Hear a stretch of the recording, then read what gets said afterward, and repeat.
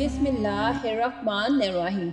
अल्लाहुम्मा सल्ली अला सय्यदिना मुहम्मदिन व अला आलिहि व अस्हाबिहि व बारिक व सल्लम अलैहि।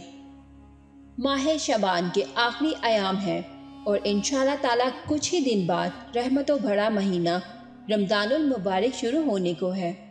अल्लाह ताला हमें इस माह अजीम की कदर और इसमें बिल एहतमाम अमाल सालिहा की तौफीक अनायत फरमाए। अल्लाह ताला का करम है कि उसने हमें इंसान बनाया और फिर खातमुल मुरसलीन सल्लल्लाहु अलैहि वसल्लम की उम्मत में पैदा फरमाकर हमें बेबहा नेमतों से नवाजा।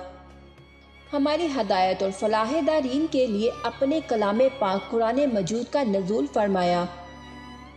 रमज़ान और कुरान के मतलब अल्लाह ताला ने फरमाया, रमज़ानुल मुबारक इस्लामी साल का 9वां महीना है। इसी महीने में कुफ्र और इस्लाम के माबैन तारीख साज मार्का ग़ज़वा बदर पेश आया।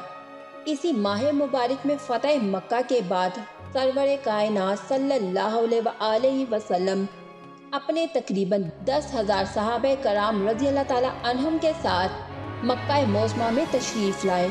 ये माह मुबारक बड़ी ही बरकतों वाला है क्योंकि इसमें अल्लाह रब्बुल इज़्ज़त ने अपने लफ़ानी कलाम कुरान मजीद को नाज़िल किया। अरशाद खुदावंदी है, रमज़ान का महीना जिसमें कुरान नाज़िल हुआ।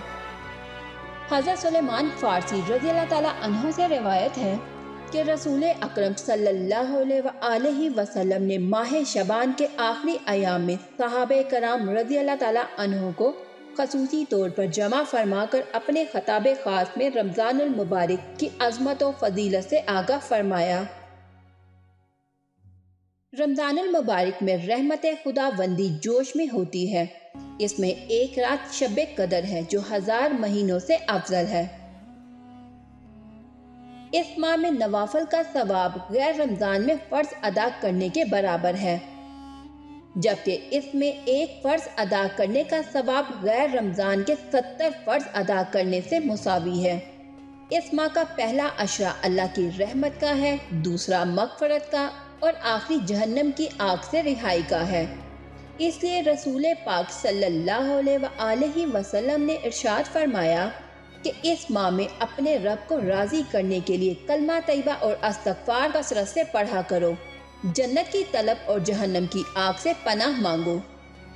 रहमत दो आलम खातमुल मुरसलीन सल्लल्लाहु अलैहि वसल्लम की हदायत बिला और मोतद दूसरी रवायात में मनकूल हुस्वाए हुस्ना के इत्तबा में हम सबको एक अजीम बाबरकत महीने में अल्लाह की खसूसी रहमतों से मुस्तफ़ीद होने और गुनाहों की माफ़ी मांगने के लिए अपने रोज़ाना के मामूलात में कुछ तग़यीर करके दर्जा बाला अस्कार को शामिल करने का एहतमाम करना चाहिए।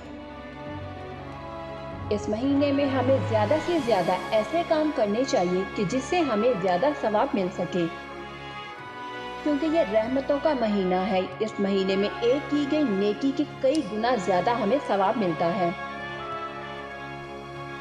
अल्लाह से दुआ है कि अल्लाह ये महीना हम पर खैर व आफियत से लेकर आए और हम इस महीने का इस्तकबाल पूरे एहतमाम के साथ करें और इस महीने को ऐसे गुजारें कि जैसा कि गुजारने का हक है और जैसे अल्लाह और हमारे नबी हज़रत मोहम्मद सल्लल्लाहु अलैहि वसल्लम ने इसको गुजारने का हुक्म दिया।